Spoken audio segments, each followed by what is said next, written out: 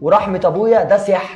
مش معنى لما جه سيد عبد الحفيظ الزمالك حصل كده، ده احنا من اول الدوري واكلين كل الفرق. انت بتتكلم بجد والله ولا بتهزر؟ واقسم بالله ده سحر. ده سحر. والله لا عمل حاجه من الاثنين، لا ده لا ده. لما كنت اسمع سياده المستشار مرتضى منصور بيتكلم عن السحر والكلام ده كنت بستغرب، بس الغريبه ان انا اكيد ما فيش حد ممكن يكون مقتنع بوجهه نظره دي. ايه اللي بيخلاك تقول كده؟ انت بتدافع طول ال 80 دقيقه، يعني انت جبت جون وعايز تنام عليه، ايه السحر في كده؟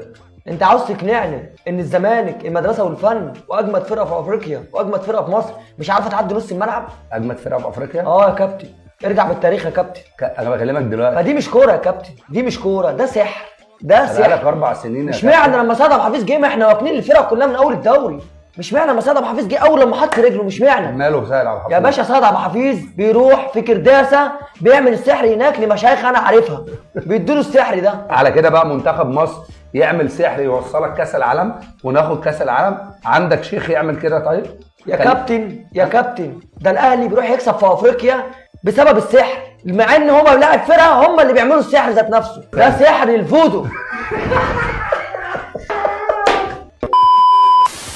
يا كابتن من اول الدوري الفينا بيرقص افندينا، بيرقص افندينا. مش معنى الفينا اول لما جه ماتش الاهلي مع كوكا الواد حاسس ان هو تقيل مش قادر يمشي، ده مش عارف صاحبه في الملعب يا كابتن.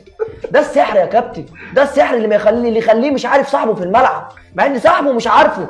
ده السحر بتاع سيد عبد الحفيظ يا كابتن، سحر الفودو بتاع سيد عبد الحفيظ.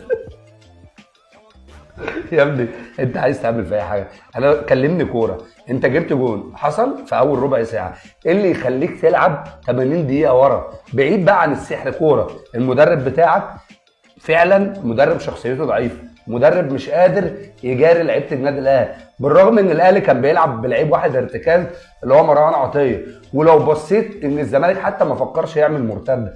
هو ده الكلام اللي اتكلموا لي، لكن تقول لي المدرب عندنا خسرنا، المدرب وقعنا، لكن تقول لي سحر يا ابني الكلام ده مش منطقي. هو مدرب حط التشكيله وخلاص اللعيبه بتنزل تجتهد، فاهم دماغي؟ انا بتكلم يا كابتن ده سحر يا كابتن، ده مش كوره يا كابتن. انت عايز تقنعني ان الزمالك الاهلي هيلعب عليه كوره؟ ما احنا على طول بنفشخ الاهلي كوره لمسه ولعب وتحرك والكلام ده وبنهنهم. مش معنى المره دي يا راجل، ده اللعيبه مش هقول لك مش عارفه اسامي بعض، اللعيبه في الزمالك مش عارفه اسامي بعض. انا بس لو عملت مقارنات ما بين النادي الاهلي والنادي الزمالك في المواجهات المباشره هتلاقي ان مفيش اصلا مقارنه، ولكن انا هفترض ان روايتك دي صح وان انت بتكسب الاهلي او على طول بتدي الاهلي على عينه. ايه اللي عندك يخليك انت كراجل زملكاوي تدافع ال 80 دقيقه؟ ليه؟ ما اي فرقه هتدافع 80 دقيقه هيجي فيها جول، وبعدين